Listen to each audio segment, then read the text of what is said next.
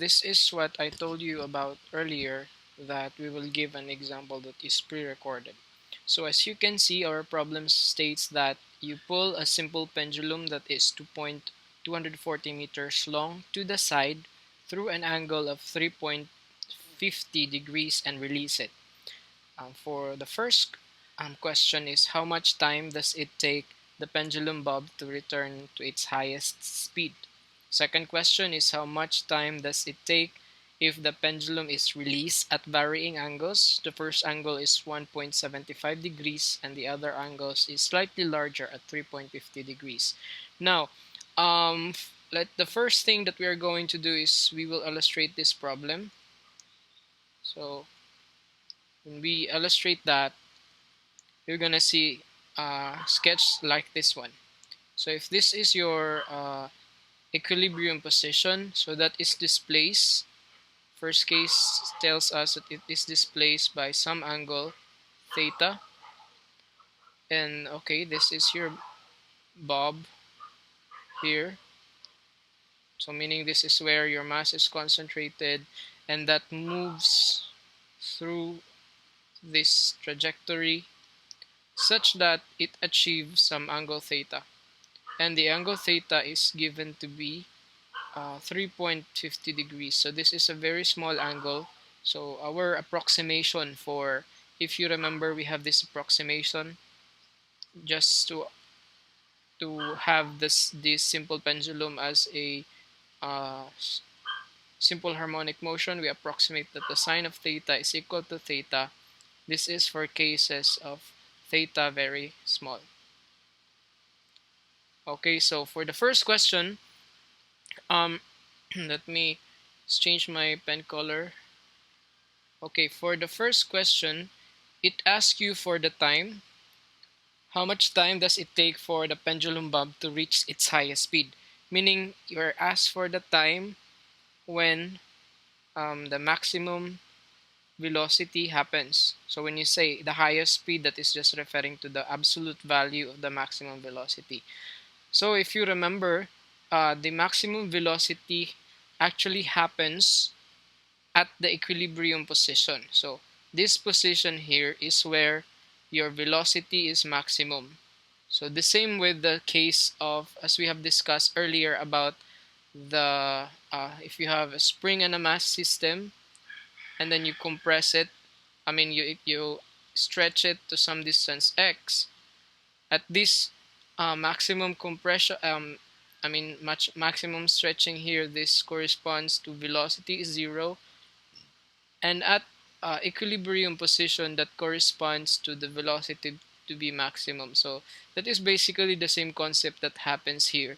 So you find that the maximum velocity happens at the equilibrium position. So when you answer this problem, it is just asking you how much time does it take for the pendulum bob to reach the equilibrium position. So this is our equilibrium position.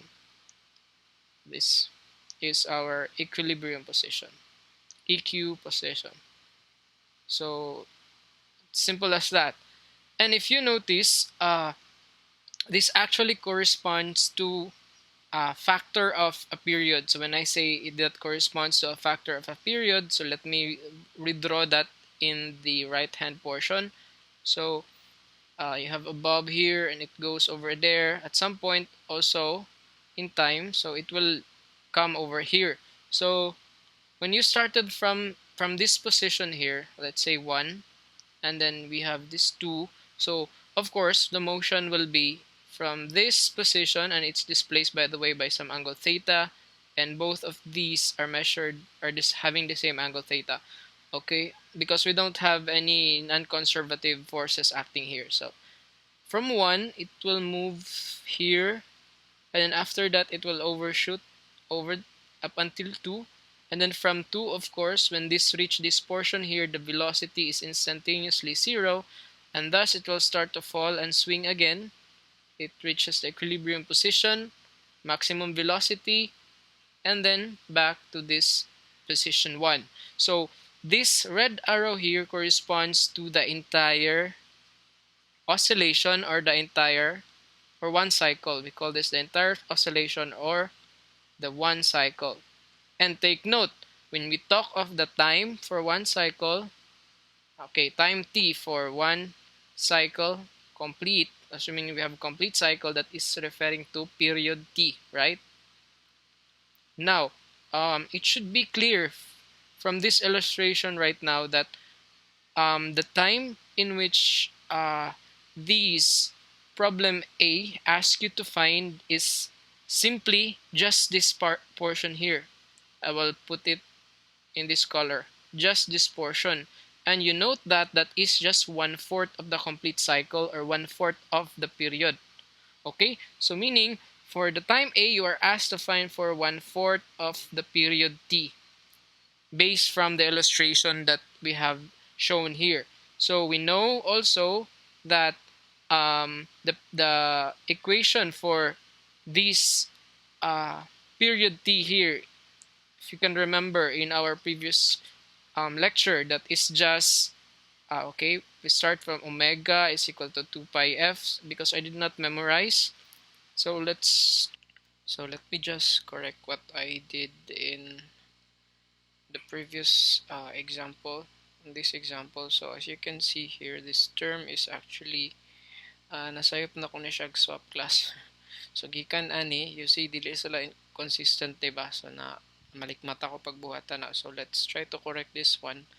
What happens on this one is we want still an expression for f. So from omega is equal to 2 pi f.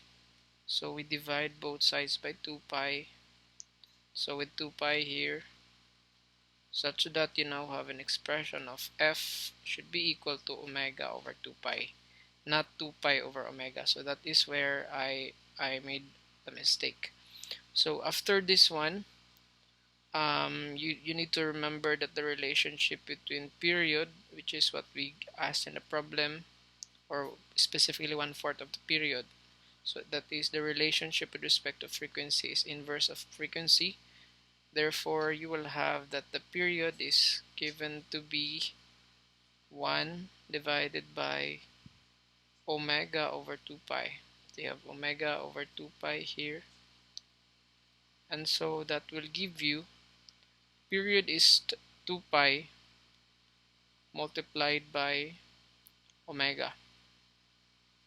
Okay, but we know the value of omega in simple harmonic motion, and specifically on the simple pendulum, that is just equal to the square root of okay, we have this term here,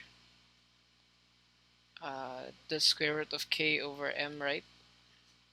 K over m, where k is equal to this one term here. So what happens is the expression for period will be 2 pi, and then you substitute the omega, which is the square root of k over m, where k is this value, so mgl.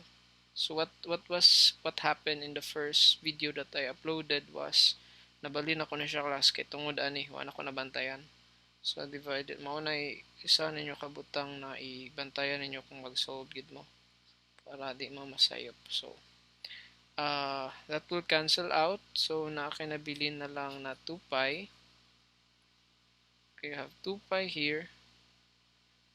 Okay, di siya maklaro. 2 pi and then the square root of g divided by L. Okay, so since our problem is just 1/4 of t, so we have 1/4. So as you can see here nabali ni siya nga term. So should happen is nata dapat 1/4, and then our expression for t should be given by 2 pi instead of having 1 over 2 pi. It should be 2 pi multiplied by the square root of g all over L, or over L. Okay, so the siya legible. Okay, so what happens in this case is 1 over 4. So nakay, you can reduce this one. This will be 2. So na kay pi over 2,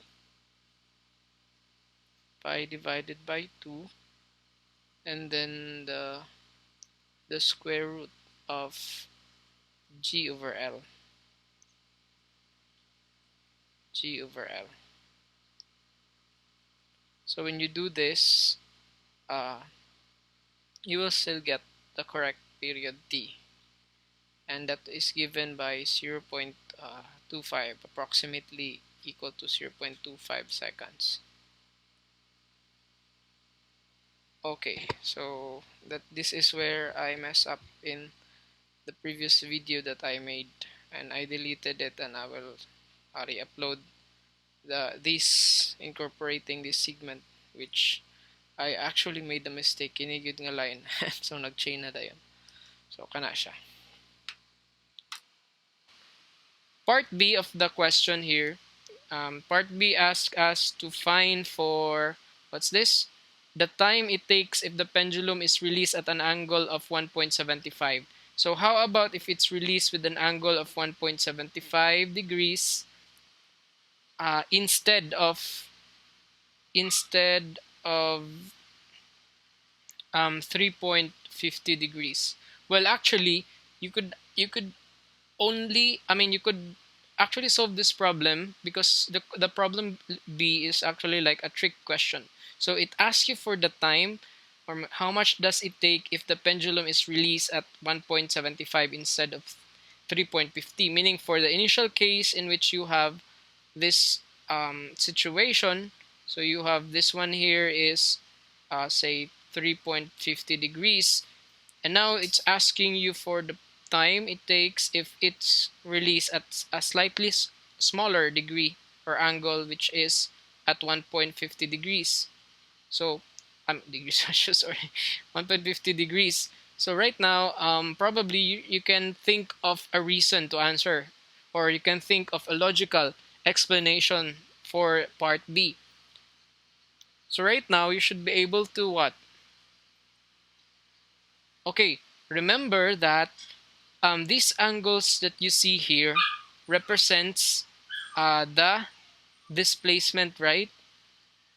Since this is a displacement, and then this is maximum, so this refers to the amplitude. If you remember, this is referring also to the amplitude.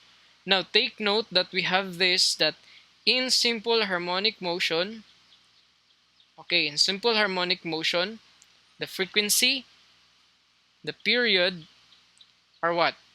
The frequency and period are independent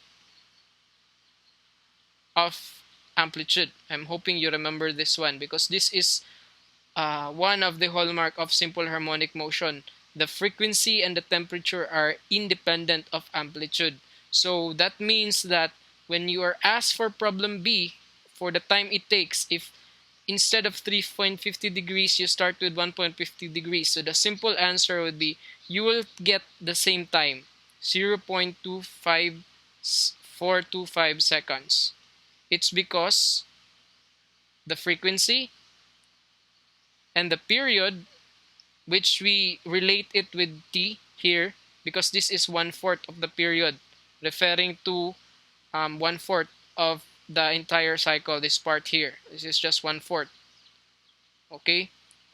Now, that means that you can argue that in simple harmonic, frequency, temperature, period are independent of amplitude. So you don't really have to solve for this one. Okay, but there is another way of actually solving this problem, and it will also yield to the same result.